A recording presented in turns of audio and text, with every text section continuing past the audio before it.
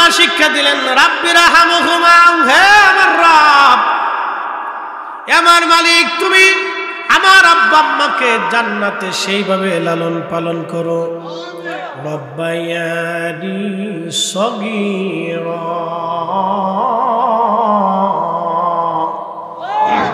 আমার আব্বা আমার মা আমার যেইভাবে ছোটকালে লালন পালন করছিল, রব্বায়ানি সগীরা, দিলটাকে নরম করে দেন।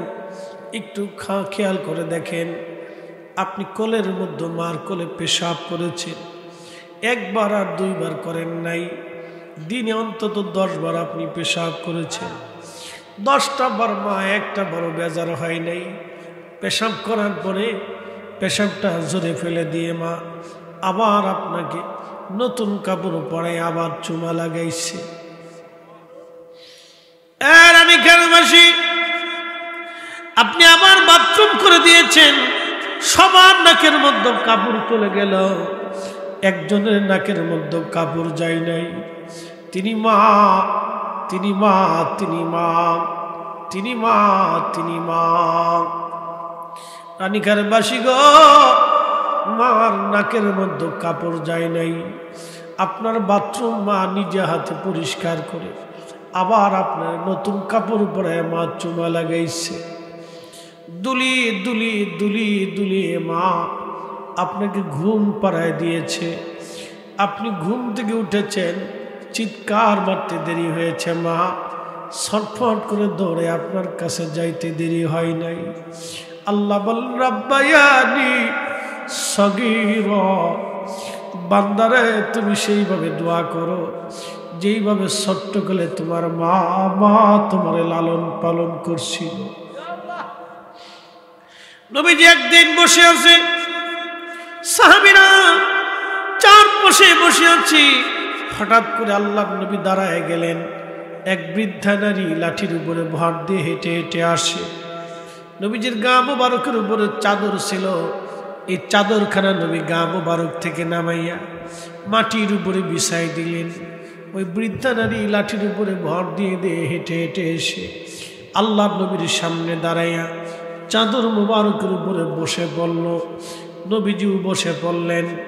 বৃদ্ধা নারী কি যেন বলে, আর আল্লাহর নবী বিনয়ে বিনয়ে মাথা নোয়াইয়া নোয়াইয়া কথা শুনি। রাহমাতুল লিল আলামিন, সাজ্জাদুল কাউনাইন ওয়াস সাকালাইন, দুজাহানের সরদার হাবিবুল্লাহ, যার ইশারাতে কিয়ামতের মাঠে কোটি কোটি আমার আপনার মতো নাফরমানের নাজাত হবে, যার ইচ্ছার উপরে আপনার আমার জান্নাত জাহান্নাম নির্ধারিত হবে, সেই নবীজি বিনয়ে বিনয়ে বিনয়ে কথা শুনে সাহাবীর আশ্চর্য, এই মহিলা কে ভাগ্যবতী, চাদর বিছায় দেওয়ার পরে চাদরে বসে গেল।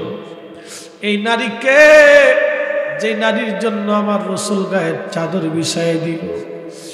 আল্লাহর নবীকে দেখলেন, সাহাবীরা, মহিলা দাঁড়ায় গেল, নবীজিও দাঁড়ায় গেলেন। দাঁড়িয়ে যাওয়ার পরে মহিলা যত দূর পর্যন্ত হেঁটে হেঁটে যায়, আমার নবী তত দূর পর্যন্ত তাকিয়ে থেকে থেকে চোখের পানি ফেলে কাঁদতেছিলেন।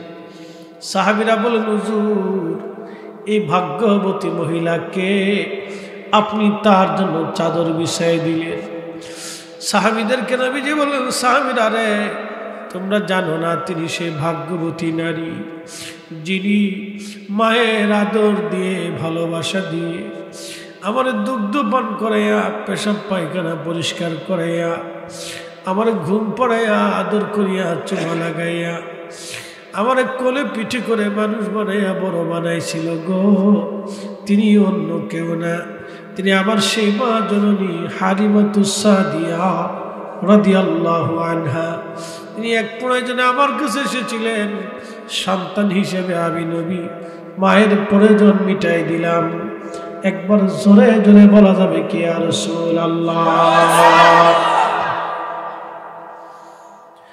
তিনি নবী, তিনি নবী, নবী নবী, আল্লাহর এত বড় হাবিব, মায়ের সাথে কেমন আচরণ করতে হবে শিখাই দিলেন যুবকরে, জীবনে কোনোদিন মায়ের কাপড় কোনোদিন ধুয়ে দাও নাই, জীবনে কোনোদিন মার বিছনা পরিষ্কার করে দাও নাই, জীবনে কোনোদিন মায়ের জুতা ঠিক করে দাও নাই, জীবনে কোনোদিন মায়ের পা ধোয়াইয়া তুমি মায়ের পরিষ্কার করায় দাও নাই, জীবনে কোনোদিন বাবার বিছনাটা তুমি ঠিক করে দাও নাই, জীবনে কোনোদিন বাবার কাপড়টা তুমি ধুয়ে দাও নাই, জীবনে কোনোদিন মায়ের জন্য রান্না করে মায়ের খাওয়াই নাই। এ যুবক, এইভাবে খেদমত করেছে ওয়াসিল কারনী, যার কারণে তিনি শ্রেষ্ঠ হয়েছিলেন। হাজিরিন, কথাগুলি বুঝে যাবে না। মা কবর দেশে ঘুমাইলো, কবরের উপরে মা রুহগুলি এসে কাঁদতেছে, বেটারে আমি মা কবরের জেলখানায় বন্দী হয়ে গেছি, আমি বাবা কবরের জেলখানায় বন্দী হয়েছি, কত রজনী আমি বাবা এই শীতের মধ্যে তোর জন্য রুটি রুজি করছি। দেখবেন বহু বাবা সারা রাত্রে সিএনজি চালায়, জিজ্ঞেস যদি করেন আল্লাহর বান্দা কেন এত রাত্রে শীতের মধ্যে তুমি গাড়ি চালাও, বলে সন্তানদের জন্য রুটি রুজি করতেছি। দেখবেন বহু বাবা প্রচন্ড শীতের মধ্যে সকালবেলা উঠে মাঠের মধ্যে চলে যায় কাজ করে, জিজ্ঞেস করবেন বাবারে তুমি এই ঠান্ডার মধ্যে কাজ করো কেন, বলে আমি আমার সন্তানের জন্য কাজ করে যাচ্ছি।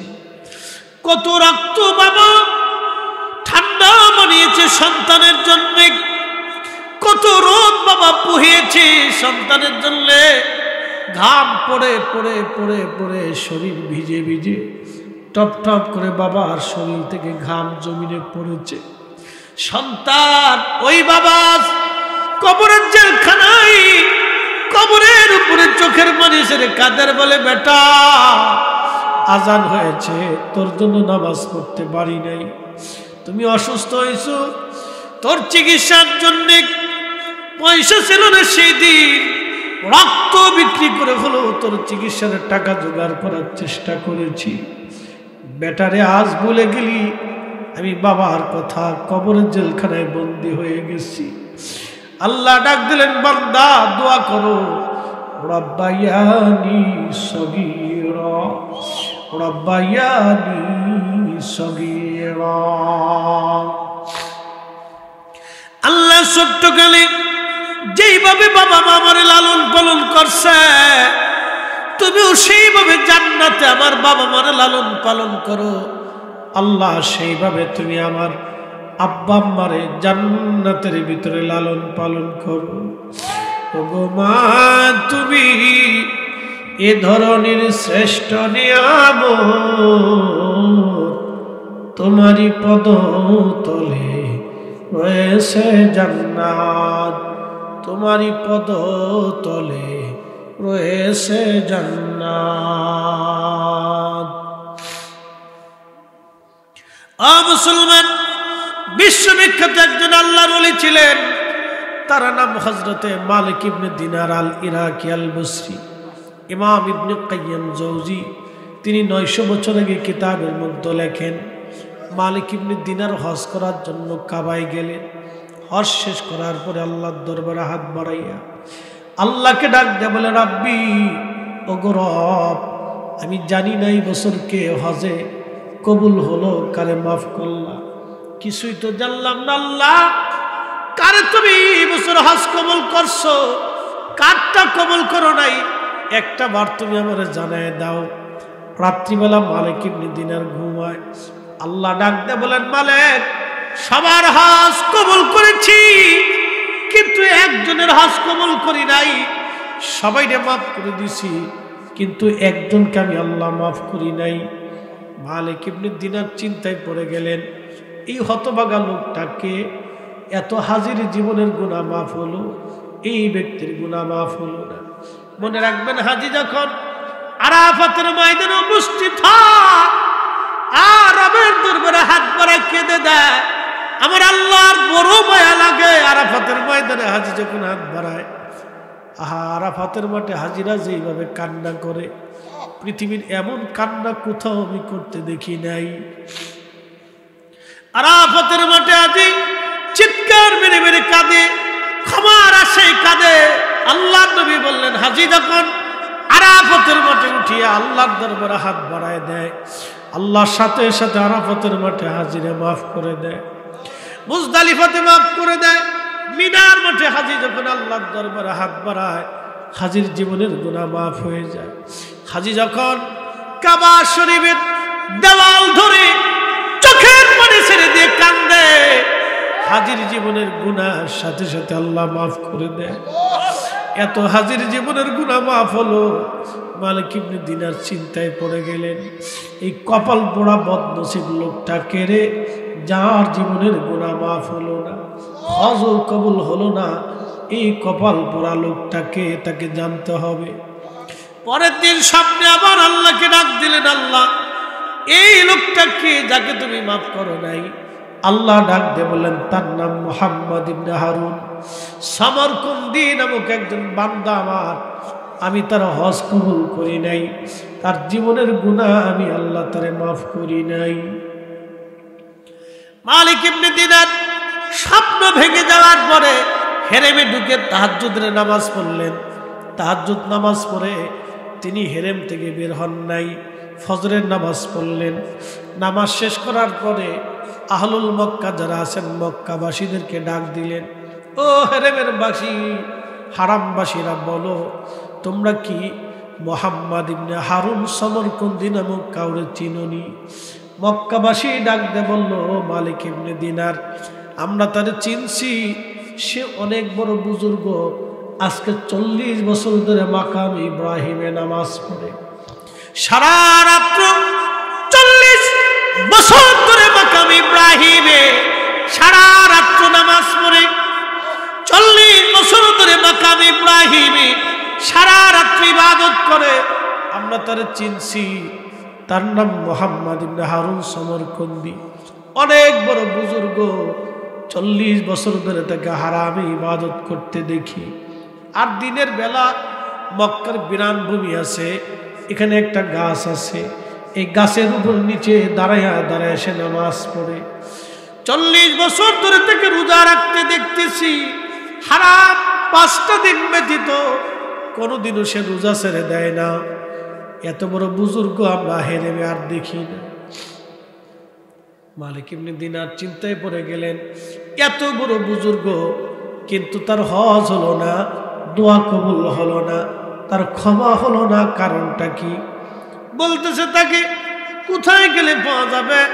লোকেরা বলল, হুজুর আপনি বিরান ভূমিতে গেলে একটা গাছ পাবেন, এই গাছের নিচে সারাদিন সে ইবাদত করার পরে মাগরিবের সময় সে হারামে আসে, মাগরিব থেকে ফজর পর্যন্ত সে হারামে ইবাদত করে, আবার সে ওই বিরান ভূমিতে চলে যায়, গরমের ভিতরে এই গাছের নিচে সে ইবাদত করে, 40 বছর ধরে রোজা রাখে। কথা বুঝতে কি অসুবিধা লাগে? একসাথে বলেন তো আল্লাহু আকবার। খুব মনোযোগ দিয়ে এই ঘটনাটা ইমাম আবুল ফারাজ ইবনুল জৌজি 900 বছর আগে ওনার কিতাবে লিখছেন। বুঝে যান যে একজন বুজুর্গের জীবনের বাস্তব ঘটনা। 40 বছর ধরে হারাম ইবাদত করা, বুঝতে পারছেন? আপনি জানেন যখন বান্দা হেরেম ধরে আল্লাহর কাছে কান্নাকাটি করে, সাথে সাথে আল্লাহ মাফ করে দেয়। যখন মুসলমান হেরেমে তাওয়াফ করে, তাওয়াফরত অবস্থায় আল্লাহ মাফ করে দেয়। হাজিদের মর্যাদা এটা, তাওয়াফ করা অবস্থায় আল্লাহ মাফ করে দেয়। আর ঘর ধরে কানলে তো কোনো কথাই নেই। আল্লাহ এত খুশি হয় যখন বান্দা ঘর ধরে আল্লাহর কাছে কান্নাকাটি করে। শোনেন, যার প্রকৃত হাজি প্রথমেই কাবা ঘর দেখার সাথে সে আল্লাহর দরবারে ক্ষমা চাইতে থাকে, কাঁদতে থাকে। হাজিরা যখন প্রথম, এটা হলো অরিজিনাল হাজি, কাবা দেখার সাথে সাথে সে স্থির থাকতে পারে না, সে কাঁদতে থাকে। আর আশিকে রাসূল হচ্ছে মদিনা শরীফের গম্বুজ দেখার সাথেই তার চোখে পানি চলে আসে, সে স্থির থাকতে পারে না, নিজেকে কন্ট্রোল করতে পারে না। আমি নিজের চোখে সাক্ষী, বহু হাজি আছে, আমার ফেসবুকে হাজি আছে, সে আবার কি বলে সেলফি তুলেন হাজি আছে। আমি নিজের চোখে দেখছি রওজা শরীফের পাশে হাজি ছবি তুলতেছে, আহা, সালাম বাদ দিয়ে হাজি ছবি তুলতেছে। ছি ছি ছি ছি।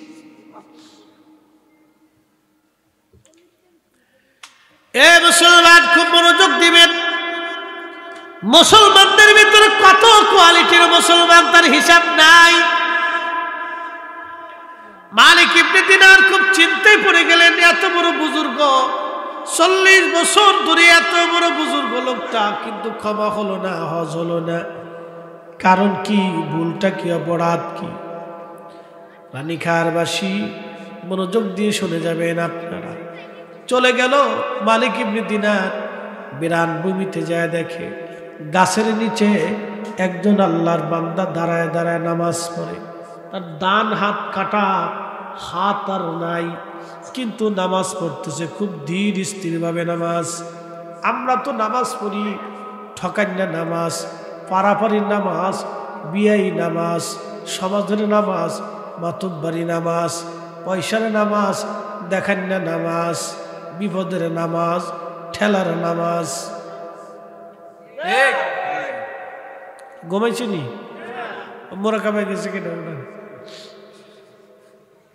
লাড়াচাড়া দেন, পরিশ্রম না না, মুরব্বী কেন আসে, আমার কোন বিপদ? আমার এই দেশে তো বিপদের কোনো শেষ নেই। মুরব্বী কলু বিপদ, বাপ কলু বিপদ, চাচা কলু বিপদ, শালা সম্বন্ধেই করতে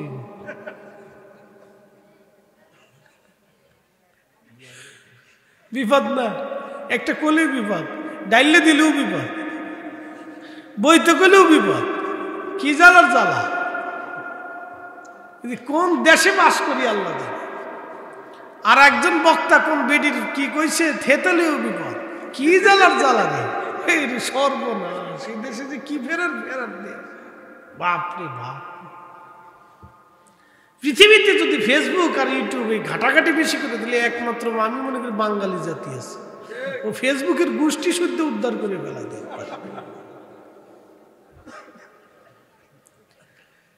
খুব মনোযোগ দিয়ে শুনে যাবেন। মালিক ইবনে দিনার তিনি চলে গেলেন, খুব ধীর স্থির ভাবে লোকটা নামাজ পড়তেছে। সালাম দিলেন, আসসালামু আলাইকুম রাহমাতুল্লাহ। মালিক ইবনে দিনার তিনি বসে গেলেন, চুপচাপ বসে আছেন। লোকটা ধীর স্থির ভাবে নামাজ শেষ করার পরে উত্তর দিয়ে বলেন, ওয়ালাইকুম আসসালাম রাহমাতুল্লাহ। কে আল্লাহর বান্দা আপনি? পরিচয় কি? আমার কাছে কেন আসছেন? মালিক ইবনে দিনার বলেন, আমার নাম মালিক ইবনে দিনার আল ইরাকি আল বসরি। বলতেছে, হুজুর আমি আপনারে চিনছি, আপনি অনেক বড় জাহিদ, অনেক বড় আল্লাহর ওলি। এই কথা বললেন না, লক্ষ্য করে। রাত্রে বেশি, এখন কথা বলার সুযোগ নেই, 1:45 বাজতেছে। একসাথে বলেন আল্লাহু আকবার। না না, আরেকটু বলুন দাও, আল্লাহু আকবার। কখনো তোমাকে যদি ভুলি, আমরা ভুলে যাই না আল্লাহকে? কথা কর না, ভুলে যাই না? ভুলে যাই। কখনো তোমাকে যদি ভুলি, হেদায়েতের আলো জেনে নিয় কষ্টুলি, ঠাই দিও প্রিয়তম, ঠাই দিও প্রিয়তম, ওগো মহিয়ান তুমি রহমান, তুমি মেহেরবান। হঠাৎ করে শীত বাড়ল। এই শীত যিনি দিলেন তিনি আমার রাব, আমার আল্লাহ। যদি মনে করেন একদিনে সমস্ত শীত আল্লাহ এক রাতে দিয়ে দেয়, বাংলাদেশের কোনো বুড়া বাসা থাকবে না, সব বুড়া মারা যাবে, সব বাচ্চা মারা যাবে, সব অসুস্থ রোগী মারা যাবে। এই জন্য আল্লাহ শীত একদিনে দেয় নাই, ধীরে ধীরে ধীরে ধীরে ধীরে ধীরে সোয়াইয়া সোয়াইয়া আল্লাহ শীত দিতেছে। এটা আল্লাহ, তিনি রব্বুল আলামিন, এটা তার বাস্তব প্রমাণ। মনোযোগ দেন ও মুসলমান। মালিক ইবনে দিনার বলতেছে, আমার নাম মালিক ইবনে দিনার আল ইরাকি আল বসরি। মুহাম্মদ ইবনে হারুন বলতেছে, আমি আপনারে চিনছি, আপনি অনেক বড় বুজুর্গ আল্লাহওয়ালা। বলে, আপনার নাম কি? মুহাম্মদ ইবনে হারুন সমরকন্দি। বলে, হ্যাঁ। আল্লাহর বান্দা, আমি আপনাকে একটা দুঃখের সংবাদ দেওয়ার জন্য আসছি। বলতেছে, হুজুর বলেন কি দুঃখের সংবাদ আপনি আমাকে দিবেন? বলে আল্লাহর বান্দারে, আমি 2 দিন ধরে ইস্তেখারা করতেছি, আল্লাহর দরবারে কান্নাকাটি করতেছি। হজ শেষ হয়ে গেল, বহু হাজি হজ শেষ করে হেরেম থেকে বিদায় নিল, বিদায়ী তাওয়াফ করে হাজিরা চলে গেল। বিদায়ী তাওয়াফ করে হাজিরা চলে গেলে বহু হাজি, আমি আল্লাহর দরবারে 2 দিন ইস্তেখারা করে জানতে পারলাম আল্লাহ সবাইরে মাফ করে দিয়েছে, কিন্তু আল্লাহ মুহাম্মদ ইবনে হারুন সমরকন্দির আল্লাহ মাফ করে নাই। আল্লাহ আপনারে মাফ করে নাই, আল্লাহ আপনাকে ক্ষমা করে নাই। মুহাম্মদ ইবনে হারুন সমরকন্দি কেঁদে দিয়ে বললেন, হুজুর হুজুর, আমি সেই হতভাগা, আল্লাহ আমারে মাফ করে নাই। বলতেছে, ও মুহাম্মদ ইবনে হারুন সমরকন্দি, বলো আল্লাহ কেন তোমারে মাফ করলো না? কারণটা কি বলবানি? মুহাম্মদ ইবনে হারুন সমরকন্দি কেঁদে দিয়া বলল, হুজুর, আল্লাহ আমারে মাফ করে নাই, কথাটা তো সত্য। আজকে 40 বছর ধরে আমি মাকাম ইব্রাহিমে নামাজ পড়ি, 40 বছর ধরে আল্লাহর জিকির করি, 40 বছর ধরে রোজা রাখি, 40 বছর ধরে এই গাছের নিচে আমি ইবাদত করি। হুজুর, 40 বছরে 40 জন আল্লাহর ওলি এসে আমারে বলে দিয়ে গেছে সবার হজ হয়, কিন্তু আমার হজ হয় না। সবার গুনাহ মাফ হয়, কিন্তু আমার গুনাহ মাফ হয় না। 40 বছর ধরে 40 জন ওলি এসে আমারে বলে গেল আমার মাফ হয় না। এ মুসলমান, পৃথিবী কোনোদিন ওলি শূন্য হবে না। আমার দেশে যারা মাজার ভাঙতে চায়, চিন্তা করতে চায়, দেশের ওলি পীর মাশায়েখদেরকে আমরা তাড়ায় দিব।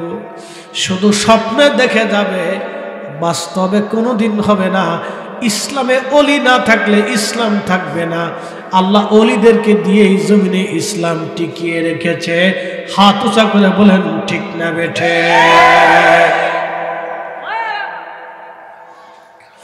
আল্লাহ ইসলাম টিকিয়ে রেখেছে ওলিদেরকে দিয়া।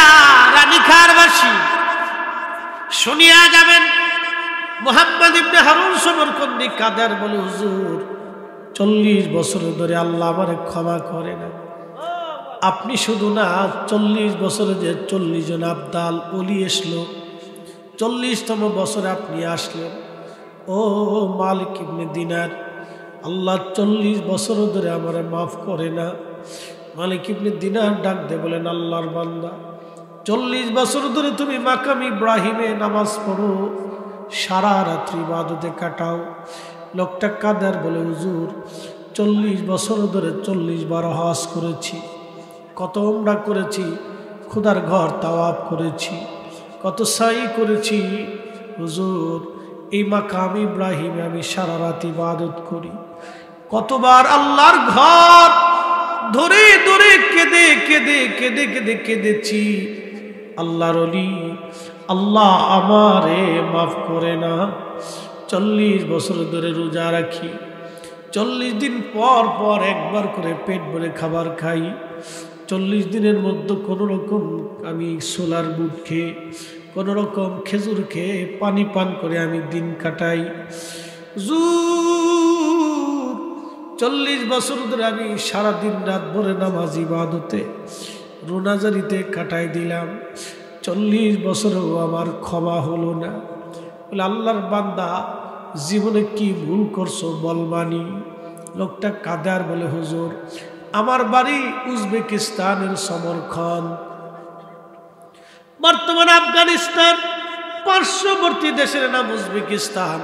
এই উজবেকিস্তানের সমরখন্দে আমার বাড়ি। হুজুর, আমি সমরখন্দের অনেক বড় ধনী ব্যক্তি ছিলাম। আমার 7,000 স্বর্ণ মুদ্রা ছিল তৎকালীন সময়ে, ব্যবসায়িক লভ্যাংশ। আমি অনেক বড় জমিদার, অনেক অর্থের মালিক ছিলাম। আমার 12 জন দাসী বাদী ছিল। হুজুর, আমার স্ত্রী সন্তান ছিল, আমার মা ছিল। হুজুর, আমি কিন্তু মধু পেয়েছিলাম, নেশা করতাম।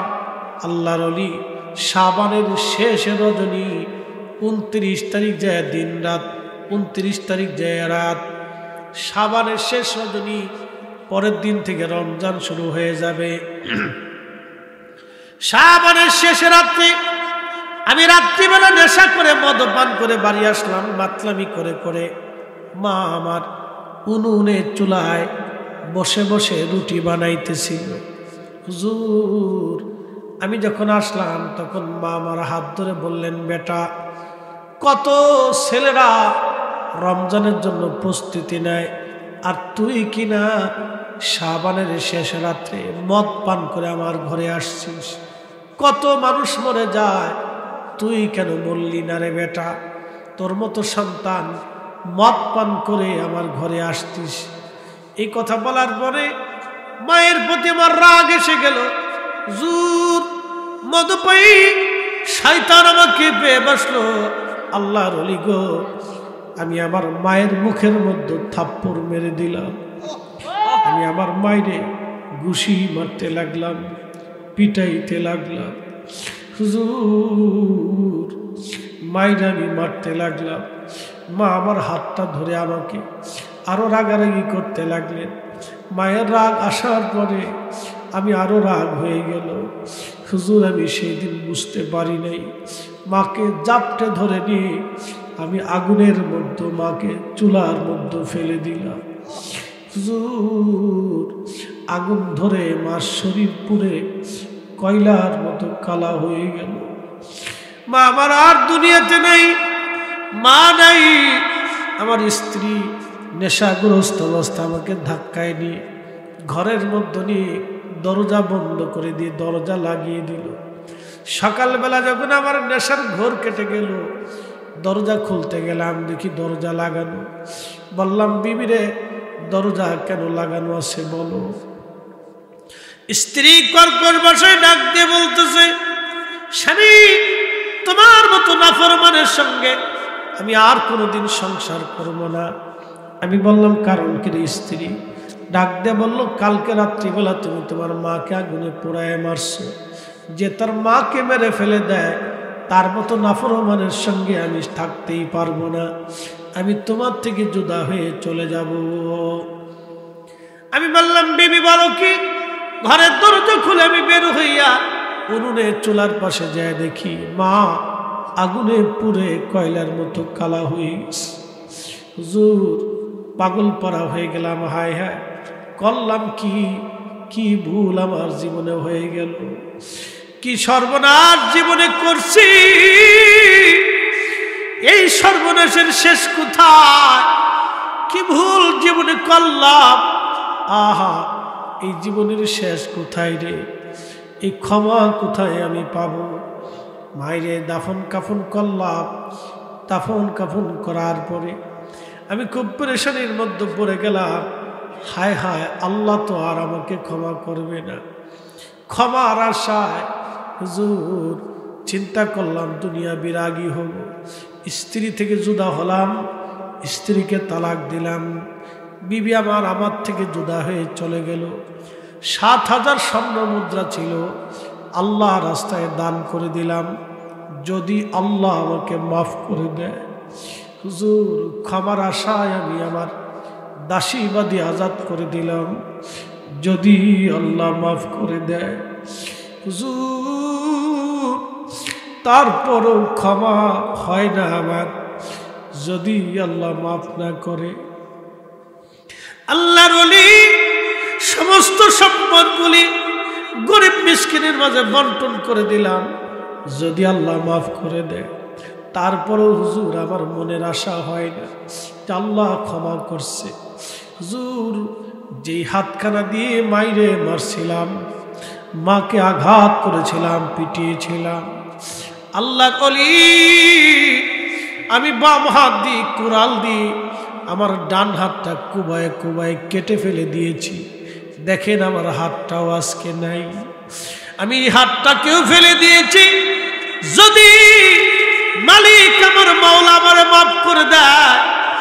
আহা তারপরেও মনের আশা হয় না যে কবুল হয়েছে। ক্ষমার আশা নিয়ে সুদূর সমরকন্দ থেকে আমি হেরে আসছি। 40টা বছর ধরে মাকামে ইব্রাহিমে কান্দি, যদি আল্লাহ মাফ করে আমাকে 40 বছরে 40 জন আব্দাল এসে আমার জানাই দিয়ে যায় সবার ক্ষমা হয়, কিন্তু আমার ক্ষমা হয় না। সবার মাফ হয় কিন্তু আমার মাফ হয় না। সবার হজ কবুল হয় কিন্তু আমার হজ কবুল হয় না। সবার দোয়া কবুল হয় কিন্তু আমার দোয়া কবুল হয় না। সবাইরে মাফ হয় কিন্তু আমার ক্ষমা হয় না, আমার ক্ষমা হয় না। 40 বছর ধরে মাকামে ইব্রাহিমে কাবা ঘর ধরে ধরে কান্দি, হুজুর 40 বছরেও আমার ক্ষমা হয় নাই। আমি কি করব এখন? কি উপায় আমার? আমার উপায় কি? উপায় কি? উপায় কি? উপায় কি আমার? উপায় নাই রে, উপায় নাই রে, উপায় নাই। দয়াল নবীর চরণ ভিড়ে উপায় নাই। দয়াল নবীর কদম ভিড়ে উপায় নাই।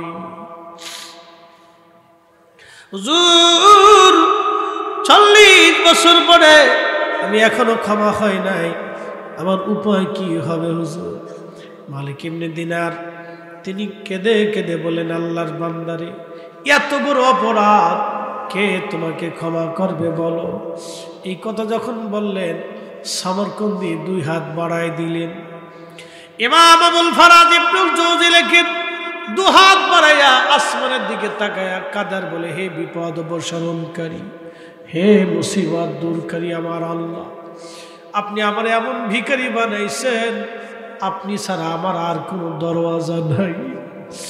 আল্লাহ, আপনি আমার এমন ভিখারি বানাইছেন, আপনার দরজা ছাড়া আমার আর হাত পাতার কোনো রাস্তা নাই। আল্লাহ,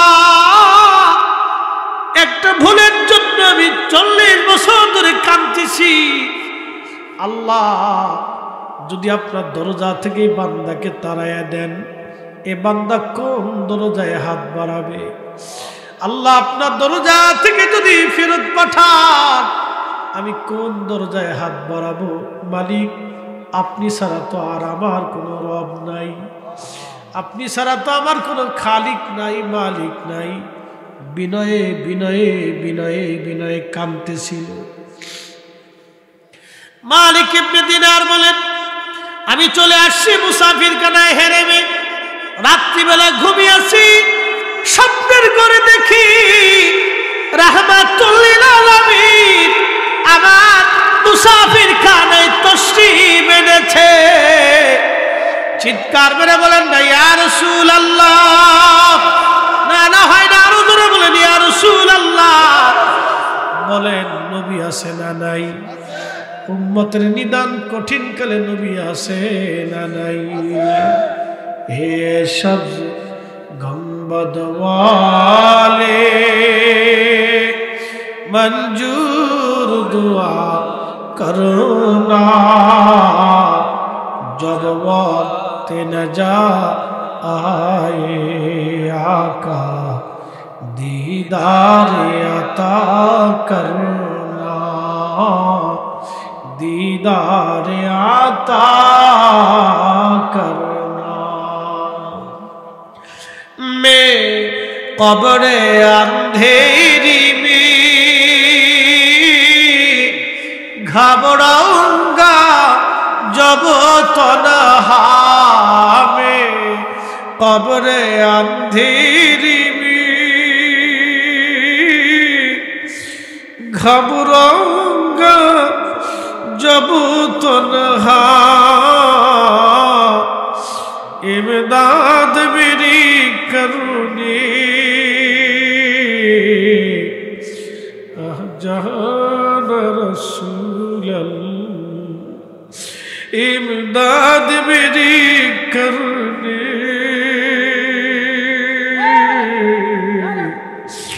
आ जाना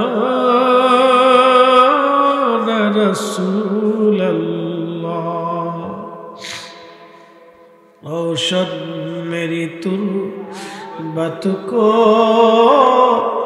लिल्लाह जरा करना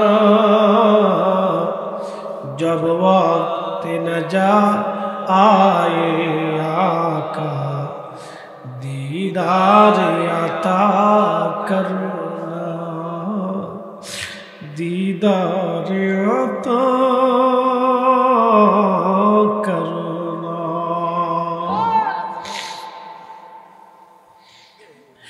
अल्लाहर हबीब स्वप्ने से बोलेन मालिक আল্লাহর বান্দাকে খোদার রহমত থেকে জুদা করতে তোমাকে কে হুকুম দিয়েছে বলো? তুমি কেন বলছো আল্লাহ থেকে মাফ করবে না? বলো আল্লাহর রহমত থেকে তুমি কেন থেকে মাহরুম করতে করেছো? বলো কে তোমাকে খোদার রহমত থেকে মাহরুম হতে বলেছে? বলো তুমি কেন বলছো আল্লাহ থেকে মাফ করবে না? বলো। মালিক ইবনে দিনার বলেন হুজুর আমার ভুল হয়ে গেছে, আপনি আমাকে মাফ করে দেন ইয়া রাসূলুল্লাহ। আল্লাহর নবী ডাক দিয়ে বলেন মালিক ইবনে দিনার আমার উম্মতকে তুমি যা সুসংবাদ দাও মুহাম্মদ ইবনে হারুন সমরকন্দির জীবনের গুনাহ আমার আল্লাহ মাফ করে দিয়েছে। একসাথে বলা যাবে কি আল্লাহু আকবার? চিৎকার মেরে বলা যাবে কি ইয়া রাসূলুল্লাহ? উপায় নাই রে উপায় নাই রে উপায় নাই উপায় নাই রে উপায়